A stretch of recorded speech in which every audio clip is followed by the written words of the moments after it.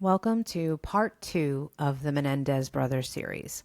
Instead of starting this episode with a sound clip or footage from the Menendez trial, I've decided to start it with me telling you how uncomfortable this episode will be.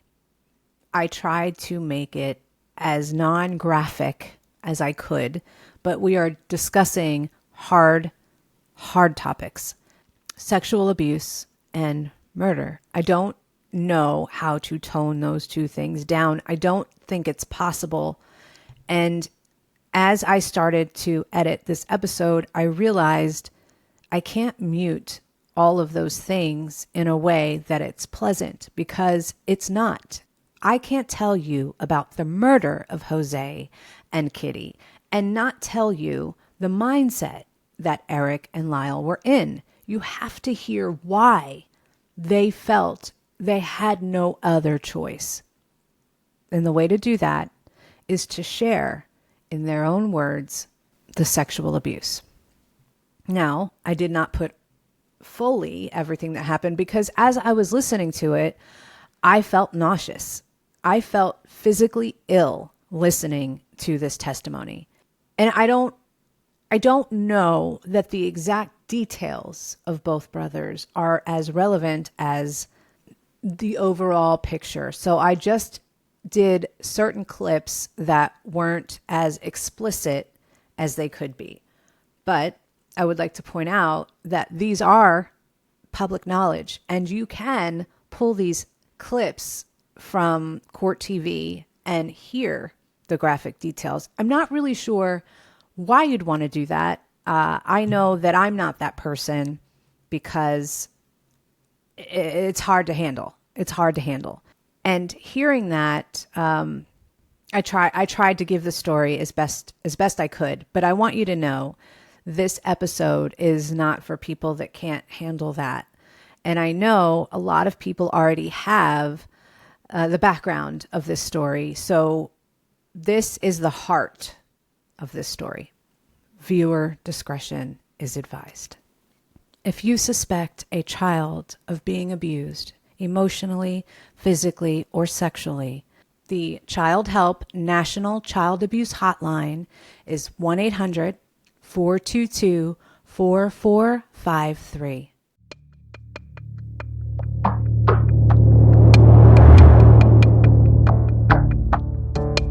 I'm your host, Christi Chanelle, and this is the Love You Miss You Bye podcast, True Crime Edition.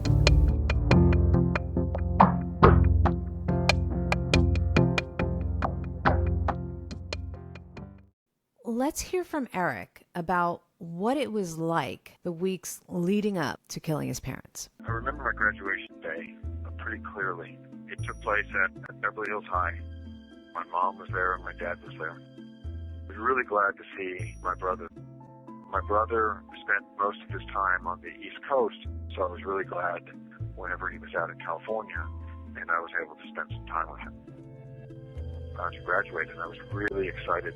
It was one step closer going off to college, be able to get away. So as you can see, that's where Erik's mentality is. On August 19th, Kitty and Jose charter a yacht, and the whole family, along with crew, go on this yacht together. The witnesses that were there that day say that the whole feeling, the whole energy on the yacht is very off. Nothing about that trip made sense. And in context with everything else that was going on, the crisis that was happening in the family, we shouldn't have been out there. Well, the story was that Mr. Menendez had a big deal that had gone through, and he was going to go shark fishing. There was no fishing at all that I remember now. I mean, that was the whole reason we were there. But there wasn't any fishing going on. And so it was like there was this pretense. We were there for one reason, but we were there really for a whole nother reason. Basically, the deckhand and I did everything. None of the four came back. They really kind of acted like they didn't want to have any part of it. The family, they were estranged almost the whole time. It was a weird vibe just all around. As they came to the boat and we set sail off the dock, the boys moved up to the bow of the boat And the parents basically went down inside the boat. Remember, a lot of waves, and the waves would crash over the boat, and the water was cold.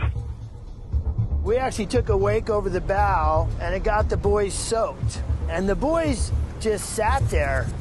They didn't bother going back to get a towel or anything to go warm up with, and they sat out there in the cold breeze, basically, almost, the whole trip. My mom was upset that there were more people on the boat than she anticipated. I guess she had only expected the boat captain to be there. And I remember thinking, why should she care?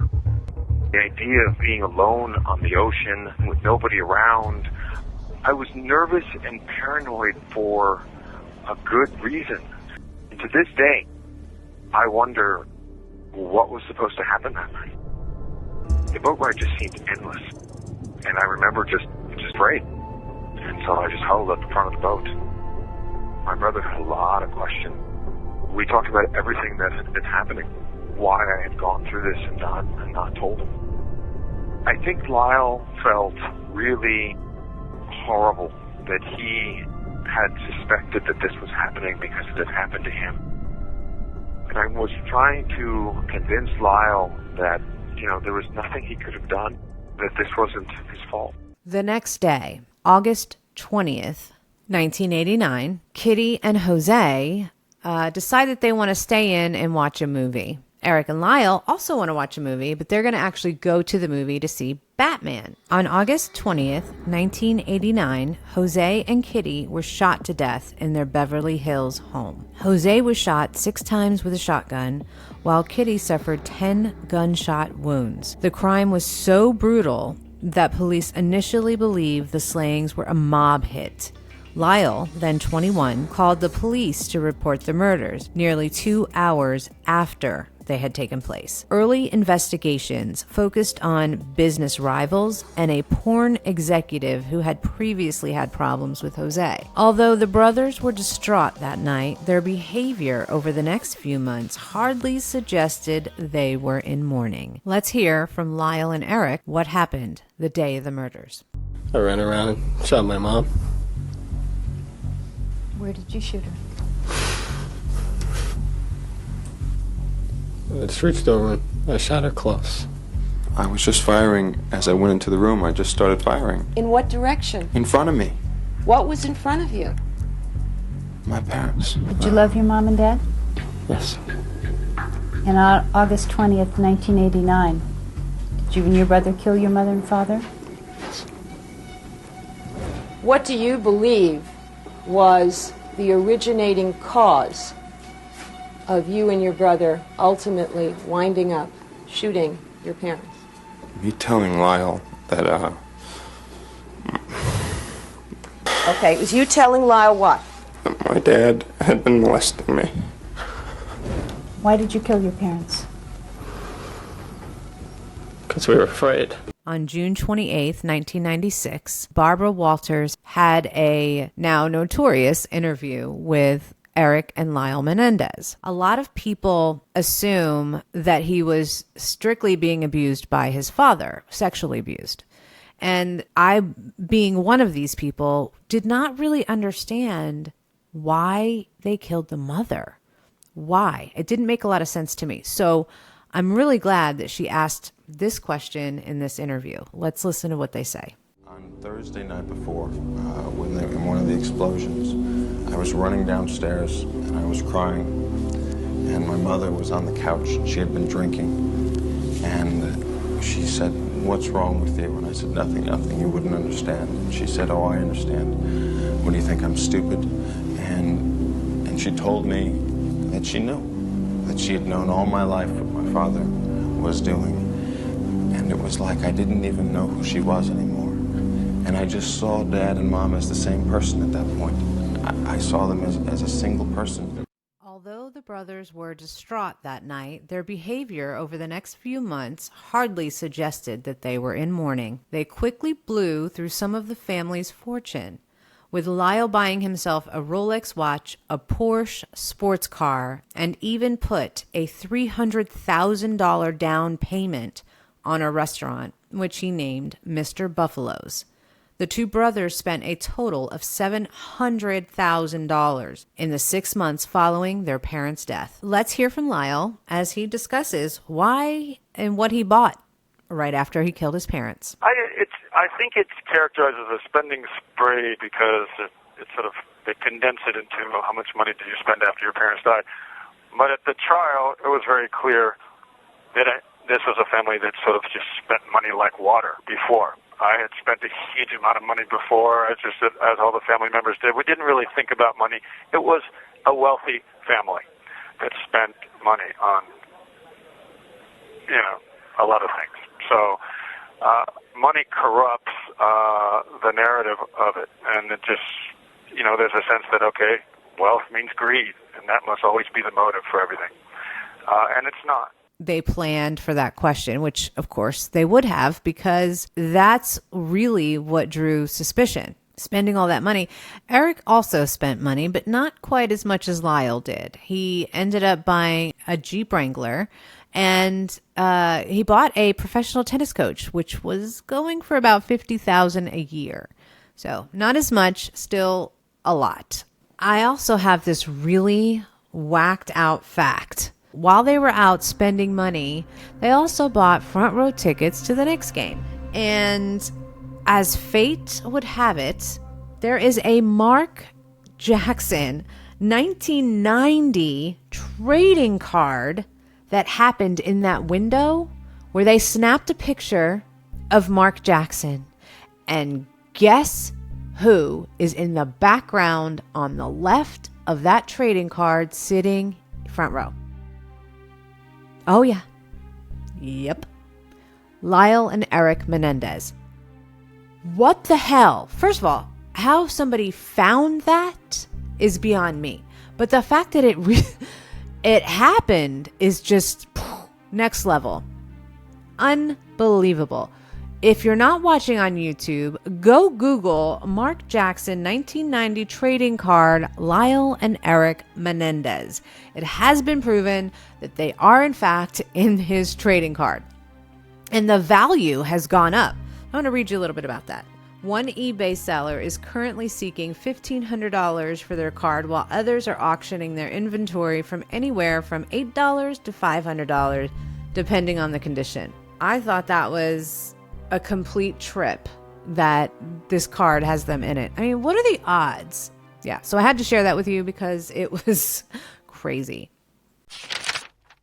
After looking into the murders of Kitty and Jose, one of the things that I found extremely interesting was that Kitty was in therapy as well. But there are records that show that Kitty was actually afraid of her two sons. She is recorded as saying they are sociopaths and would sleep with her door locked. That's a big deal. She was afraid of them. Hearing that, it's jarring. So it sounds like Kitty was really dealing with a lot of trauma from her past as she was a child with her family and her present, which was a dominating husband who wanted things a certain way and obviously had his own deep, dark secrets that she also held very close to the vest. I don't want to actually get into how graphic this murder scene was, but I can tell you that they were sitting on the couch eating vanilla ice cream, watching a movie. It's very, very graphic. He was not recognizable.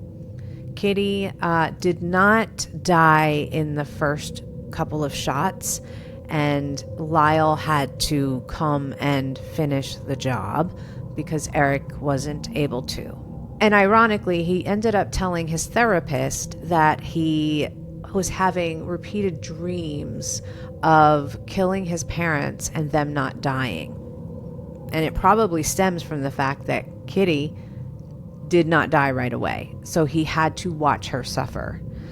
She was also not recognizable, and she was shot in the face at close range. So this was a very horrific scene. They also shot them in the kneecaps, I believe, to make it look like it was a mob hit. because Jose had a lot of people that did not like him, and they could see that there might be some connections there in the movie business or music business. And because of the 911 call, Erik is screaming in the background and Lyle is sobbing uncontrollably into the phone. When the police get there, they're asked to come outside. They come outside and Erik hits his head into the tree. And then he's in a fetal position on the ground, sobbing, and Lyle is trying to console him.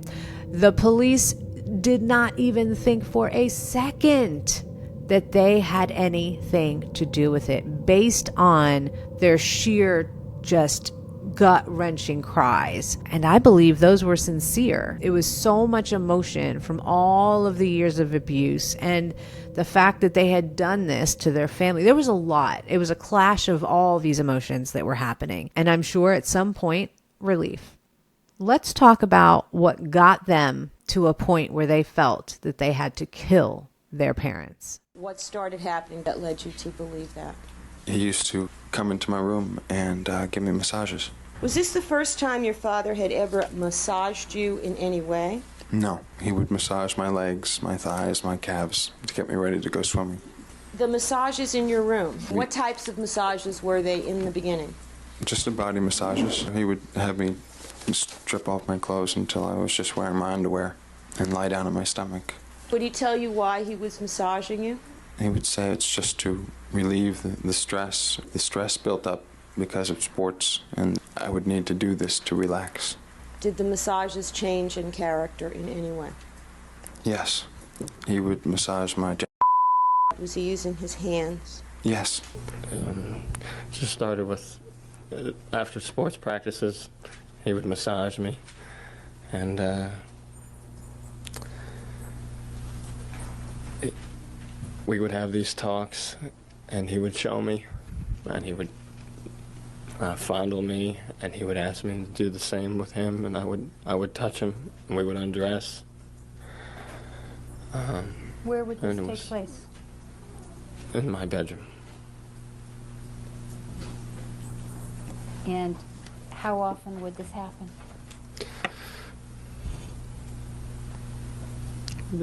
Like 2 or 3 times a week. And for how long did this happen?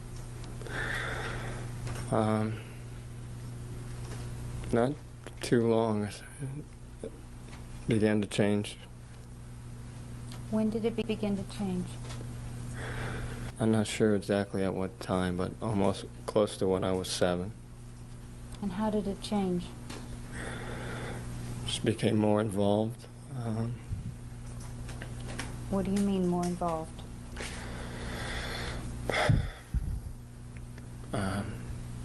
We would be in the bathroom and have oral sex with him.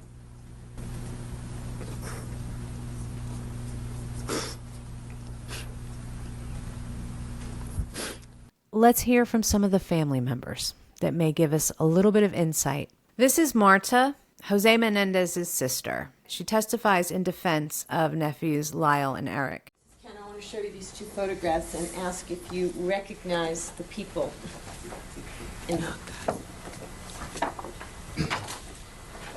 Yes, I do.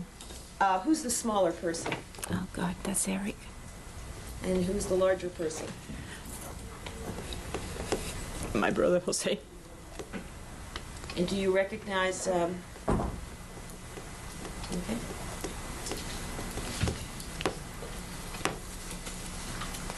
All right, have you seen these pictures before? No, I have not. Did you see them in a small version? I don't recall. Okay.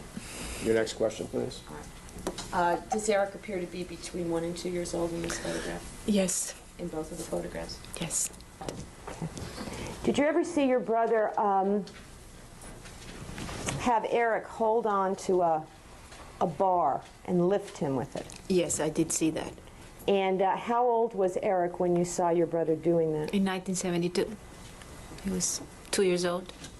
And would you describe what your brother would do with respect to the baby in the bar? He would just pull it up and hold him up and see how much he could stand without crying. And eventually would the baby start to cry? Yes. And after the baby started to cry, would your brother then put him down? He would laugh at him and then put him down and keep on laughing because he was such a little one. You know, he was such a sissy. He just cried for everything. And had you ever seen your brother do the same exercise with Lyle?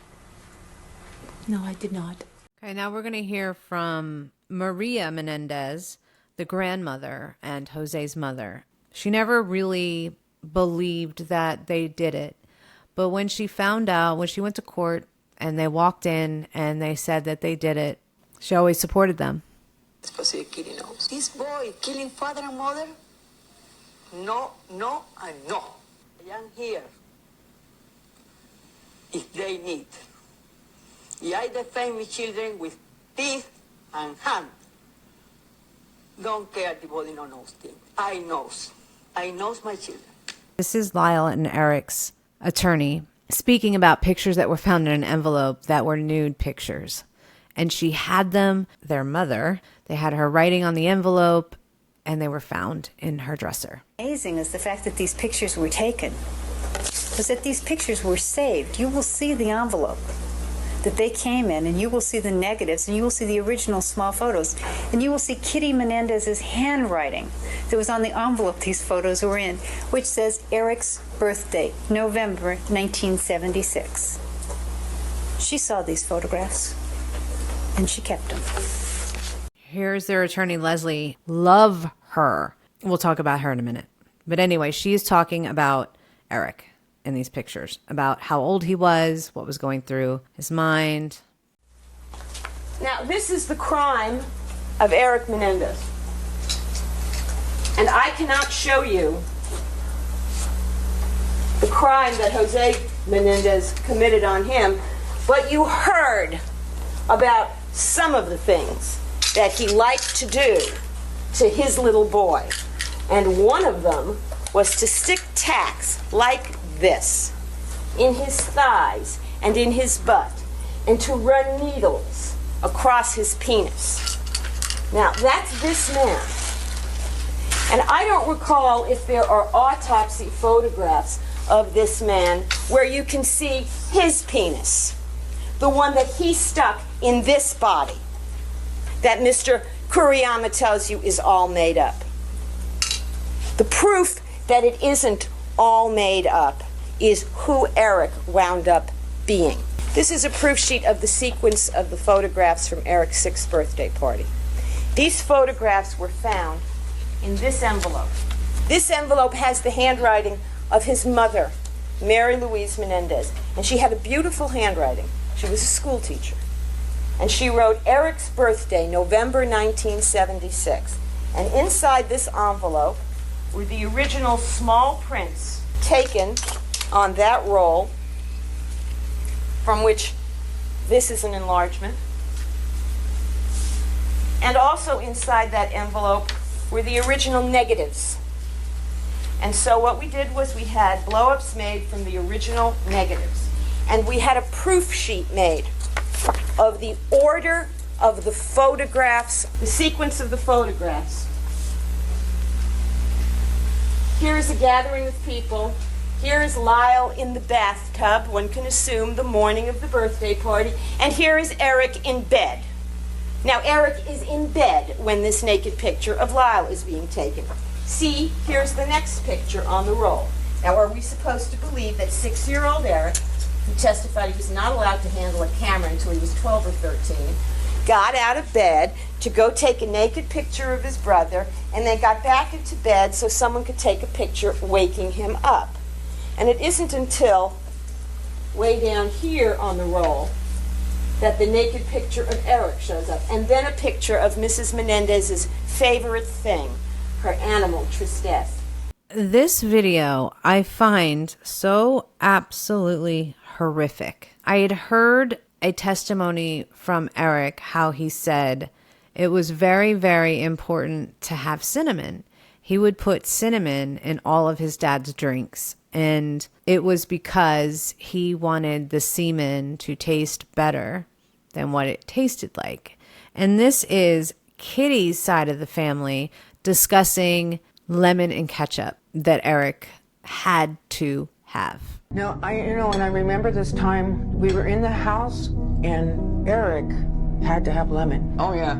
And he wasn't being a spoiled brat about it or anything. He was just desperate. I remember the lemon thing several times. Oh, yeah. And he would just fall apart. He was just like, oh my God. When we were at my dad's in Texas, he had to have a lemon, and my dad made fun of him. When he explained why he had to have it, it just... He said it was the same way with ketchup. Yes. Because Erik was made to swallow the semen. He found out that if he used a lot of ketchup or lemons, it would make the taste in his mouth go away. That just became a way of life. How vile all this was going on in our lives that we weren't aware of it, and Erik never told anybody. Right. I just never, now. Well, we don't, our mind doesn't go that way. No. I don't know if they ever would have told anybody what they were enduring. It wasn't a thing that boys wanted to let anybody know, that they were having sex with their father. No one would ever go down that hall and go in that room and interrupt or see what's going on or anything, including Kitty. They are such good people, and they were tortured. Their dad tortured them, and their mom let it happen and didn't run interference or stop anything or defend them.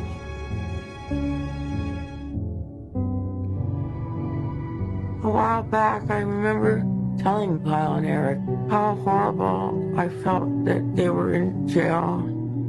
And finally, Lyle stopped me and said, Diane, don't. I'm happier than I've ever been. He feels better living in prison than he did living with his mom and dad. What does that say? This is his cousin Andy. Were you familiar with a nickname that your cousin Erik used to refer to himself at about this same time? Yes, I did. And what was that nickname? It was Hurt Man. Now, did he express to you in this last conversation his desire with respect to these massages with his father, what he wanted? What his father wanted? No, what Erik wanted. What Erik wanted? Yeah, he told me he wanted him to stop. I remember that being the last conversation that I remember.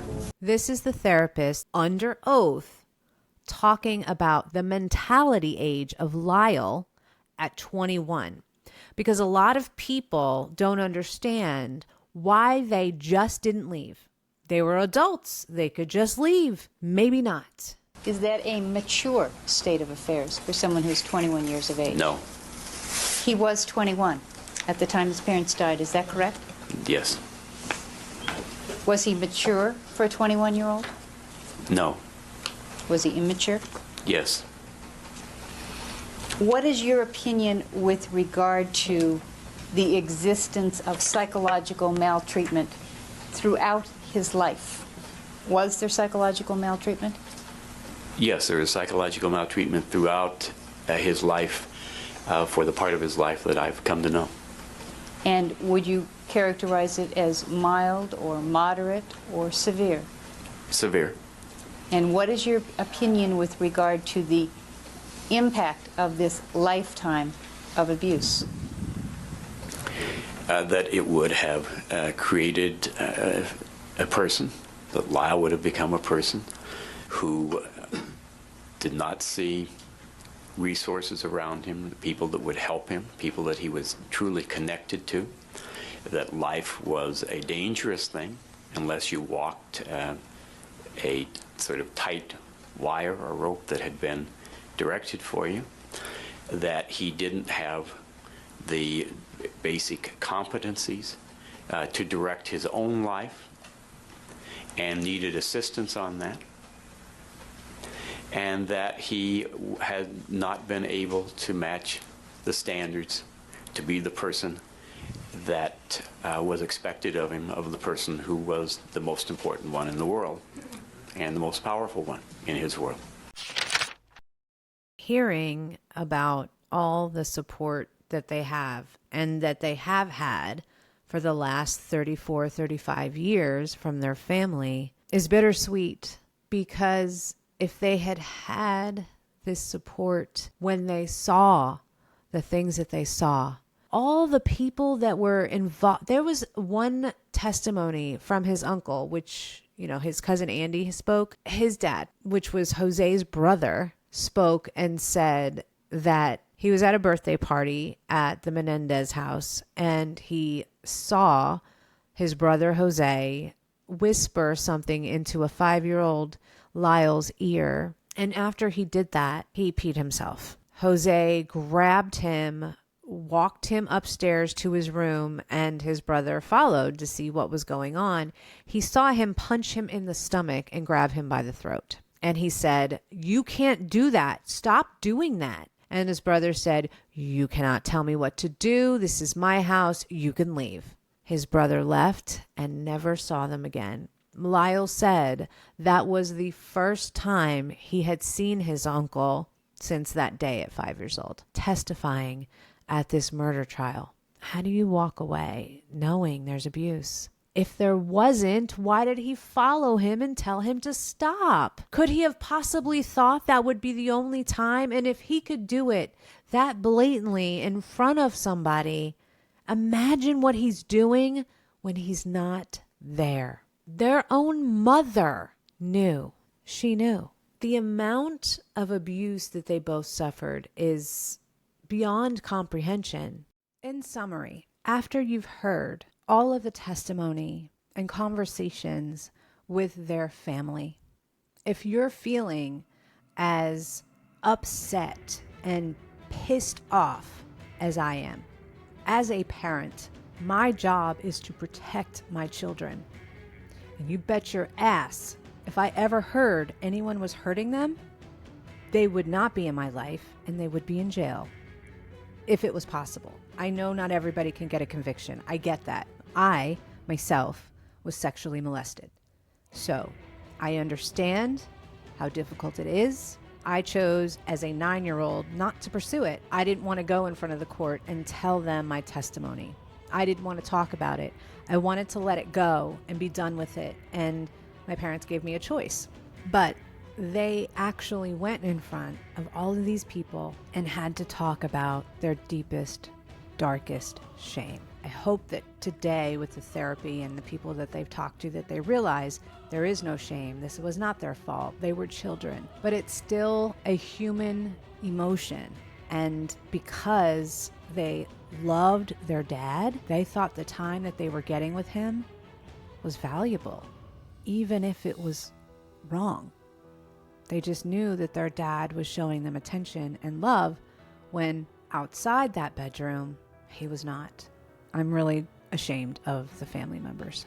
And I hope by hearing this, that if you suspect or know that this could be possibly happening to a child, even if it's not sexual abuse, but it's mental abuse or it's physical abuse, all of it is abuse.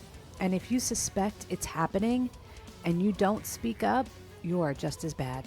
Use your voice. When the child doesn't have their own voice, it's up to us as the adults to use our voice for them. To report a possible abuse, please visit victimconnect.org. See you in part 3 of the Menendez series. Love you, miss you, bye.